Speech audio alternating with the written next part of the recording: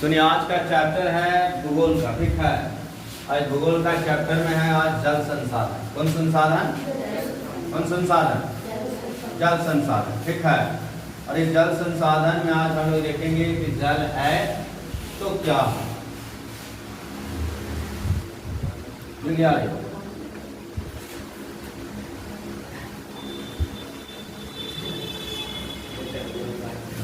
ठीक है, तो ये जल संसाधन कहता है कि जल संसाधन है क्या। भूगोल का पहला टॉपिक है, कहता है जल संसाधन और प्राकृतिक स्रोत को कहते हैं जो मनुष्य के लिए उपयोगी माना गया। अगर जल नहीं रहेगा तो क्या जीवन संभव है? नहीं है। कहता है ये मानव जो है ना, ये स्रोत पानी के घरेलू, मनोरंजन, खेल कूद, बहुत सारे घरेलू उपचार में पानी का इस्तेमाल है। समझ गया ना। और ये कहता है पृथ्वी के अधिकतर स्थल पर जल की उपस्थिति देखी गई है। पृथ्वी के अधिकतर स्थल पर किसकी उपस्थिति देखा गया? तो जल की उपस्थिति देखा गया, और जिसके कारण पृथ्वी को नीला ग्रह कहा गया। कौन सा ग्रह कहा गया? नीला ग्रह। कोई जगह पे नीला ग्रह किसे कहा जाता है? तो पृथ्वी। क्यों कहा जाता है? तो पृथ्वी का अधिकांश भाग पर पानी जल है, और इसी की वजह से वो क्या कहलाता है? नीला ग्रह कहलाता है। अब कहता है कि देखिए पृथ्वी पर जल के अनेक स्रोत पाए गए हैं। पृथ्वी पे जल के अनेक स्रोत पाया गया है, जिसमें यानी पहला भूपृष्ठीय जल दिख रहा है तेरे घुमाई हल्का हैंडल करें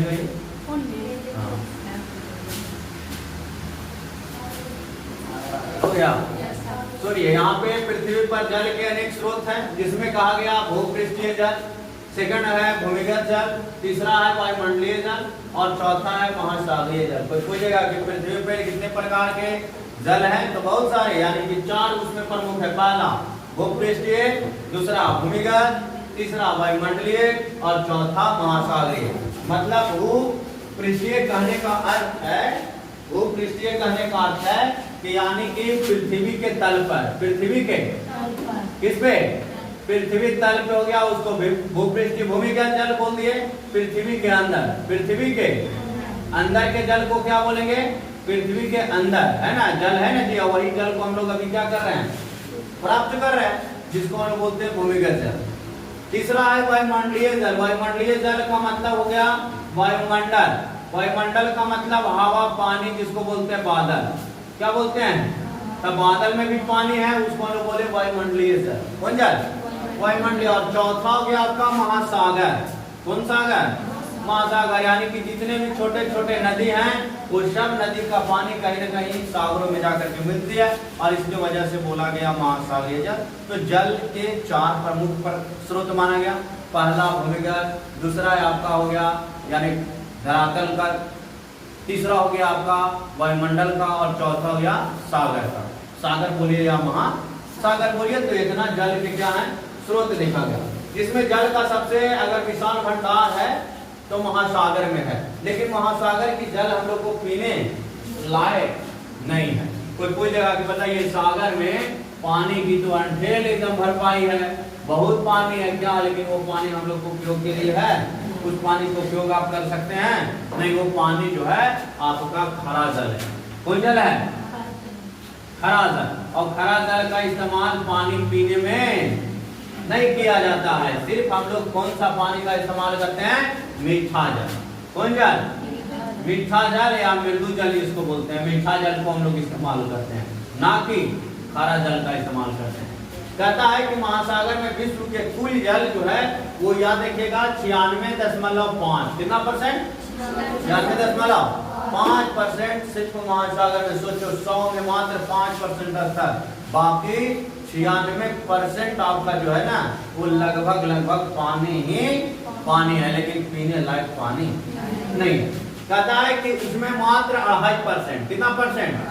2.5% पानी जो है ये सिर्फ मानव के लिए उपयोगी माना गया है, बाकी पानी उपयोगी नहीं है। आप महासागर के पानी ला करके नलकूप के द्वारा या कहीं किसी विधि के द्वारा आप फसल नहीं उगा सकते हैं, उससे आप पानी नहीं पी सकते हैं। उसका इस्तेमाल आप सिर्फ और सिर्फ पानी पीने और खाने और पौधे आदि को पटवन के लिए नहीं कर सकते। अगर उससे करेंगे तो सारे यानी कि क्या हो जाएंगे, फसल बर्बाद हो जाएंगे, हम लोग की भी हानि हो जाएगी, हम लोग से पिया नहीं जाएगा। कारण क्या कि हम लोग हमेशा कौन से जल को लिए हैं, मीठा जल, और मीठा जल मानव के लिए स्वास्थ्यवर्धक माना गया है। और इसी परसेंटेज कितना है, 2.5%। कितना परसेंट? तब पूछेगा कि बताइए मीठा जल कितना परसेंट, 2.5%, और सागर में कितना परसेंट जल, 96.5। कितना, 96.5%। अब सुनो, पहला आया भूपृष्ठीय, जिसको बोलते हैं धरातल जल। धरातल जल में कहता है कि धरातल पर भूपृष्ठीय जल मूल स्रोत वर्षा माना जाता है। जैसे पृथ्वी पर पानी कहाँ से आएगा, पृथ्वी पर पानी आने के लिए आपको वर्षा नहीं चाहिए। अगर वर्षा नहीं होगा तो क्या लगता है कि पृथ्वी पर पानी कहीं से आने का कोई स्रोत है, कोई साधन है? नहीं। तो भूपृष्ठ या धरातलीय जल का कोई पूछने का मुख्य स्रोत क्या है, वर्षा। क्या है? जैसे अभी देखिए हर खेत सूखा सूखा है चारों तरफ, अभी बरसात का मौसम है, और अभी क्या है, सूखा सूखा। सारे लोग क्या कर रहे हैं, भूमिगत जल को मोटर के द्वारा, किसके द्वारा, मोटर के द्वारा क्या कर रहे हैं, खींच रहे हैं, उसको भूपृष्ठीय धरातल में उपयोग कर रहे हैं, और उसी से खेत को जुताई कर रहे हैं, पटवन कर रहे हैं ना। तो कोई पूछ लेगा कि धरातल जल का सबसे अच्छा स्रोत जो माना जाता है वो क्या माना जाता है, वर्षा। क्या माना जाता है, वर्षा। वर्षा नहीं होगा धरातल जल क्या हो जाएगा, खत्म। और जब धरातल जल खत्म हो जाएगा, भूमिगत जल खत्म हो जाएगा, तो क्या पानी हम लोग को मिलेगा, बताइए। कहते हैं जबकि अधिकांश भाग नदी, नाले, झील, तालाब आदि सब कहाँ मिल जाता है, महासागर में मिल जाता है, जिसके कारण भूपृष्ठीय धरातल जल यानी हम लोग यहाँ क्या हो जाता है, कम जाता है। अभी देखिए बाढ़ आएगा, बाढ़ आएगा नहीं जी, ऐसा तो नहीं कि बाढ़ नहीं आएगा, पानी आएगा। जब पानी आएगा तो हम लोग यहाँ के जितने भी पानी है सब नदी में मिल जाएगा, और नदी के द्वारा बहुत दूर चला जाएगा। क्या हम लोग यहाँ भूपृष्ठीय जल जमा होगा, और जब नहीं जमा होगा तो क्या वो भूमिगत जल में बदलेगा, नहीं बदलेगा। जब ना बदलेगा तो क्या भूमिगत जल का स्रोत बढ़ेगा। आज पानी अगर 90% भी अगर पानी होता है तो हमारे यहाँ भूमिगत जल की कमी दिखती है। अब कारण क्या होगा, सारे लोग घर द्वार बना लिया हरा पोखरा में, बना लिया ना। अब हरा पोखरा में बना लिया तो क्या वो पानी को बांध के रखेगा, उसमें उस सब पानी को बहा दिया। अब बताइए पानी बहा के चला गया नदी में, नाला में, और वो अपने रास्ता से कहीं मिल गया, और मिल करके पानी बहुत दूर चला गया, क्या पानी का स्रोत बढ़ेगा? पानी जब मुहाने पर बांधा रहेगा तबे ना भूमिगत जल बढ़ेगा, और जब उसको बांध कर रखवे न करिएगा तब पानी का रिसाव होगा ही नहीं, और जब रिसाव होगा नहीं तो धरातल पर तो रुका ही नहीं, साथ में भूमि के अंदर भी पानी नहीं गया, दोनों तरह से नुकसान हो गया। क्या हो गया? अब आता है भूमिगत जल। कहता है वर्षा जल धरातल के छिद्रों के द्वारा, हॉल के द्वारा धीरे धीरे पानी रिसाव होता है। रिसाव होने के बाद वर्षा का जल धीरे धीरे मिट्टी में सिमटा है, और सिमटने के बाद भूमिगत जल का स्रोत बढ़ता है। जैसे आप पहले सुने होंगे, हम लोग यहाँ पानी कितना फीट पर मिल जाता था, 10 फीट। कितना फीट?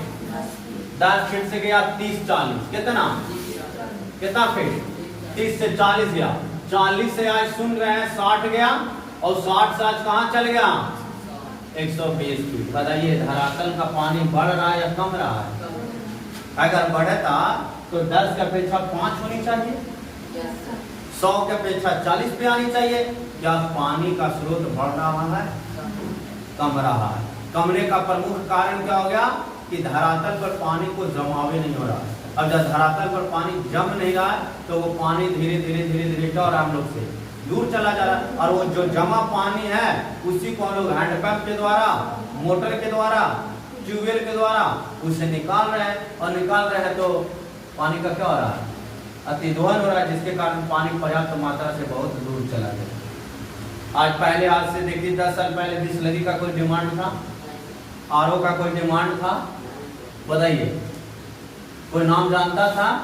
लेकिन आज 10 साल में कितना सुर्खियां बटोर लिया पानी, क्या 10 वाला पानी, 20 वाला पानी, 30 वाला पानी, सोचो 1 लीटर पानी लेते हो तब 20 रुपया पे करना पड़ता है, तब पानी कितना महंगा हो गया। महंगा हुआ है नहीं, जो प्राकृतिक ने हमें फ्री दिया, मुफ्त दिया, लेकिन उसे हमने बचाया नहीं, बचाने की अपेक्षा उसे बर्बाद किया, और बर्बाद किया तो उसका नतीजा क्या गया, तो बोतल में पैक हो गया। और जब बोतल में पैक हो गया तो उस पानी को हम लोग पीने के लिए पैसे की जरूरत पड़ गई, पड़ गया ना। पहले सब पानी था, आज देखिए पानी 100 फीट नीचे चला गया। आने वाला समय में क्या पहाड़ को तोड़िएगा, पानी का मिलना मुश्किल हो जाएगा। बड़े बड़े शहरों में जाइए, पानी कितना लोग बचाते हैं, पानी कैसा होता है वो आपको देखने के लिए मिलेगा। जैसे मुंबई शहर में चले जाइए, पानी का इतना किल्लत रहेगा कि कोई कहना नहीं है। कारण क्या है कि समुद्र के तट पर है, समुद्री पानी को आप तो पी नहीं सकते हैं। पी सकते हैं? नहीं पीजिएगा। तो पानी बताइए आपको नहाने और खाने के लिए और पीने के लिए कितना कॉस्टली पड़ेगा। अभी देहात में है कोई दिक्कत नहीं है, पानी बस मोटर टीपो और 1 लोटा की जरूरत है, 10 लोटा बहा दो। आने वाला समय में जब ये धरातल शहर की ओर बढ़ जाएगा तो इसके अंदर पानी ही नहीं बचेगा, और जब पानी नहीं बचेगा तो टैंकर आएगा, शाम सवेरे लोग बोगी ले लेके क्या करेंगे, खड़ा रहेंगे, और खड़ा रहेंगे उस बोगी में भरेगा और उससे खाना पकाने का काम करेगा। स्नान जो करते हुए हम लोग 2 टाइम 3 टाइम, वो 1 टाइम भी नसीब नहीं होगा। तो पानी का कीमत बहुत है। कहता है भूमिगत जल में देखिए लगभग कहता है 443.9 अरब घन मीटर भूमिगत जल उपलब्ध है, जिसका 19% जल अकेले उत्तर प्रदेश में पाया जाता है। पूछेगा कि बताइए पृथ्वी पर हमारे भारत में कितना परसेंट भूमिगत जल है? 443.9 अरब है। पूरा विश्व 19% अकेले कहाँ है?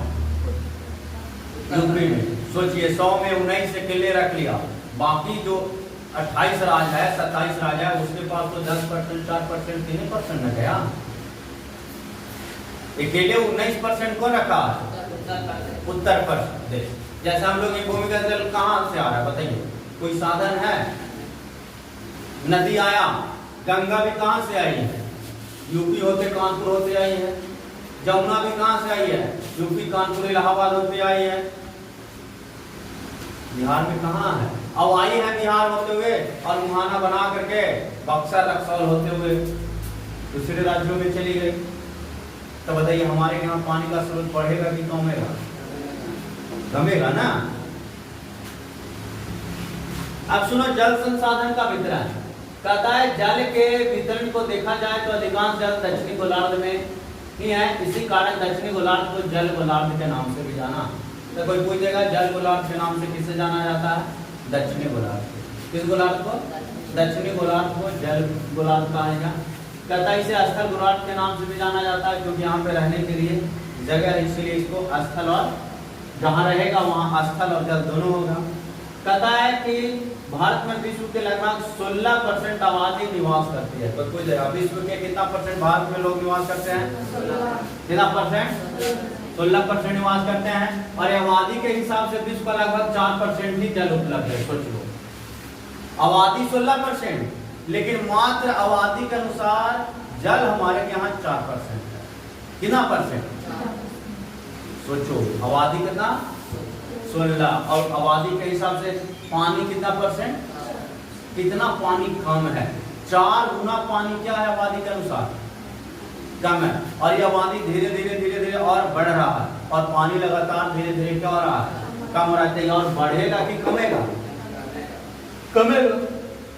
कहता है कि ब्रह्मपुत्र एवं गंगा विश्व के 10 बड़ी नदियों में से प्रमुख मानी जाती है, जो 8वां एवं 10वां स्थान प्राप्त करती है। भारत के ब्रह्मपुत्र और गंगा, ब्रह्मपुत्र गंगा 10 बड़ी नदियों में से इसके पास एक है और ये 8वां और 10वां स्थान प्राप्त करता है। कौन सा स्थान? कोई पूछेगा विश्व में ब्रह्मपुत्र 8वां, गंगा 10वां स्थान प्राप्त करता। ठीक है, अब उन्हें घुमाइए जी। आप सुनिए मृदु जल। मृदु जल को बोला गया मीठा जल। मृदु जल को क्या बोला? मीठा जल। मीठा जल किसे कहते हैं? मृदु जल का मतलब होता है मीठा जल। मृदु जल का मतलब क्या होता है? मीठा जल। और मीठा जल किसको बोलते हैं? जो हम लोग पीते हैं पानी, क्या करते हैं? पीते हैं, उस जल को हम लोग क्या बोलते हैं? मीठा जल, मृदु जल।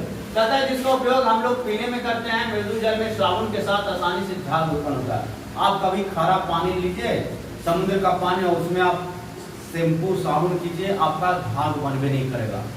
जब भी झाग बनता है साबुन सरफ का, तब वो मीठा जल में बनता है, खारा जल में।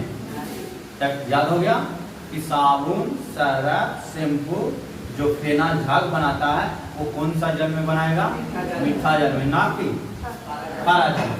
अब जल संसाधन का उपयोग सुनिए। जल संसाधन को बांटा, उपयोग किया कैसे?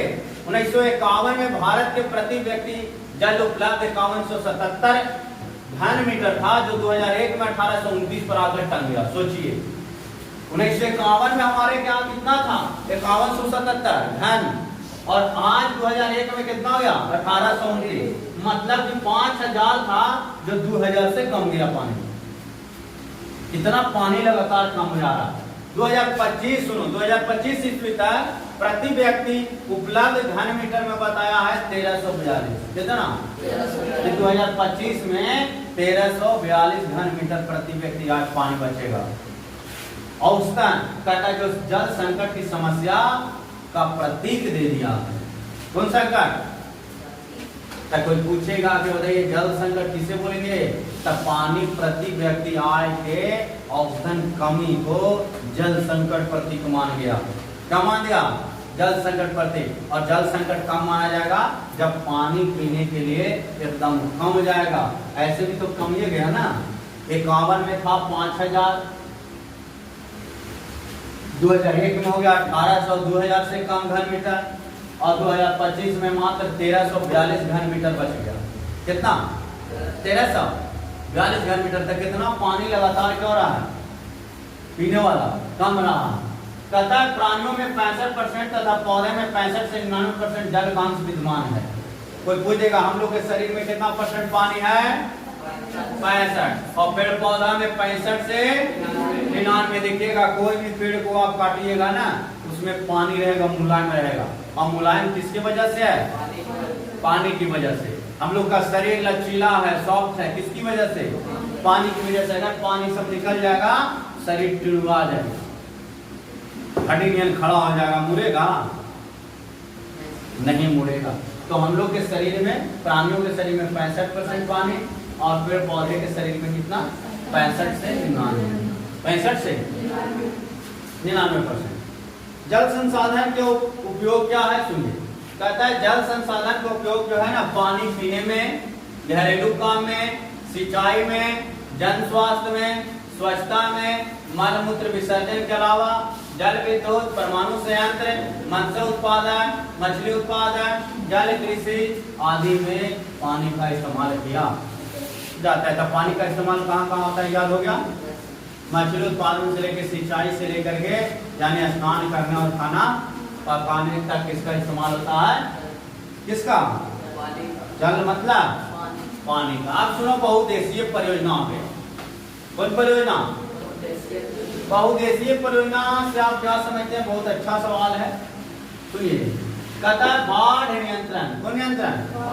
बाढ़ नियंत्रण, मृदा अपरदन पर रोक लगाने के लिए, सिंचाई हेतु जलापूर्ति देने के लिए, विद्युत उत्पादन के लिए, उद्योग के जल देने के लिए, परिवहन, मनोरंजन, वन्य जीवन संरक्षण, मछली उत्पादन आदि को यानी सुचारू ढंग से चलाने के लिए नदी घाटी परियोजना आया। और उसमें भारत के अनेक नदी घाटी परियोजनाओं का विकास हुआ, जैसे भाखड़ा नगर परियोजना, हीराकुंड बांध परियोजना, गोदावरी, कृष्णा, स्वर्णरेखा, सोन परियोजना आदि आया, जिसके कारण सिंचाई क्या हुआ?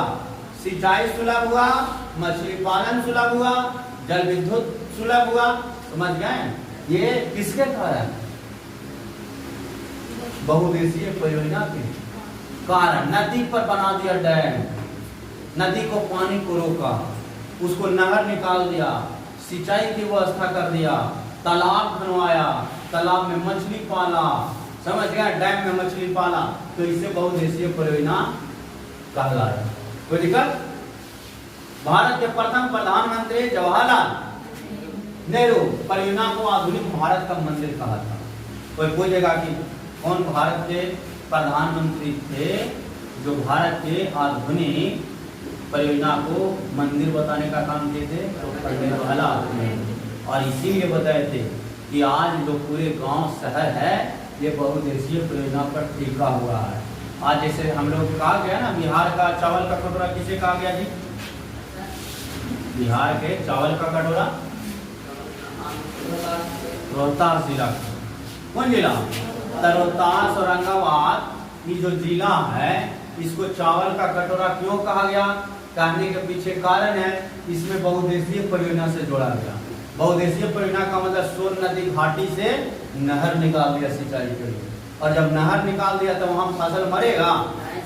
वहाँ धान की बवंडर खेती होती है जिसके कारण उसको धान का कटोरा कहा जाता है। इसको बिहार के रोहतास जिला। समझ गए?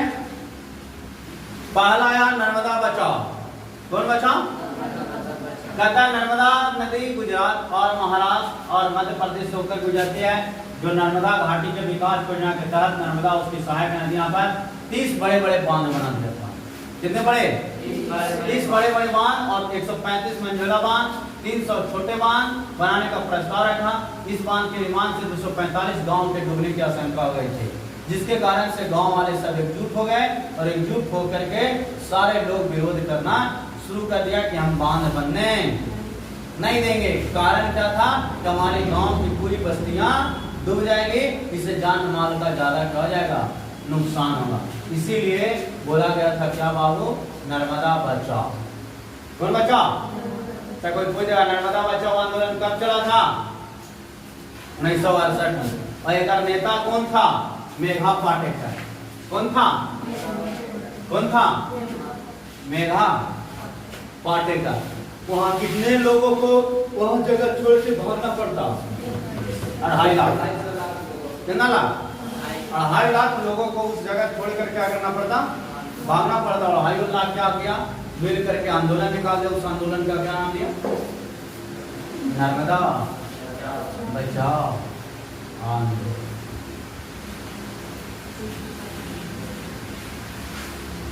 अब सुनो, नर्मदा बचाओ आंदोलन क्या है? इसके प्रमुख उद्देश्य क्या है? कहता है कि गुजरात में नर्मदा नदी पर बनाए जा रहे सरदार सरोवर, दिख रहा है सरदार सरोवर और छोटे बड़े बांध के विरोध में मेघा पाटेकर के नेतृत्व में आंदोलन चलाया गया था। उसे नर्मदा बचाओ आंदोलन कहा गया। कहता है मुख्य उद्देश्य क्या था कि बांध की ऊंचाई को कम करिए। बांध की ऊंचाई को क्या कीजिए? कम करिए। और बांध इतना जो आप बड़ा बड़ा बना रहे हैं उसको थोड़ा छोटा करिए।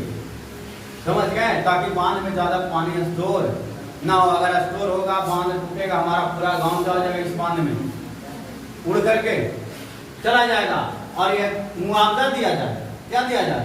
मुआवजा कि जो भी बांध में एक व्यक्ति घर छोड़ेंगे, जगह छोड़ेंगे, उसको दूसरे जगह क्या किया जाए? शिफ्ट करने के लिए मुआवजा दिया जाए।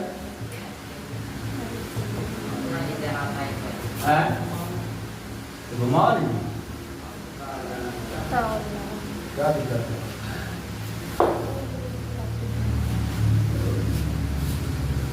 क्या हुआ?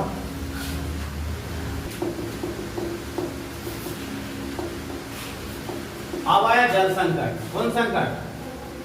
जल संकट क्या है? कहता है जल की अनुपलब्धता जल संकट के रूप में जाना जाता है। यानी जल की कमी होना ही जल संकट कहलाता है। और जल संकट होने का प्रमुख कारण क्या है? भूमिगत जल और धरातल जल के बहना और उसको स्टोर नहीं कर पाना, जिसकी वजह से जल संकट आता है। कहता है कि जल संकट जो देखा गया ना, वो स्वीडन के जल विशेषज्ञ फॉल्कन मार्क के अनुसार किसी भी देश अथवा प्रांत में प्रतिदिन एक व्यक्ति 1000 घन मीटर पानी को क्या करता है? उपयोग करता है। अब बताओ, एक आदमी 1000 लीटर अगर बर्बाद कर रहा है एक दिन में, तो बताइए हमारी आबादी 100 करोड़ देशवासी है, तो 100 करोड़ लीटर पानी एक दिन का खपत है। तो बताइए पानी कमेगा कि बढ़ेगा? कमेगा नहीं जी। और इसको कहाँ के आदमी बताए हैं? स्वीडन के। कहाँ के आदमी? स्वीडन के बताए हैं जिनको पानी के बारे में, जल के बारे में बहुत अच्छा से जान है, बहुत अच्छा से क्या था उनको जानकारी था।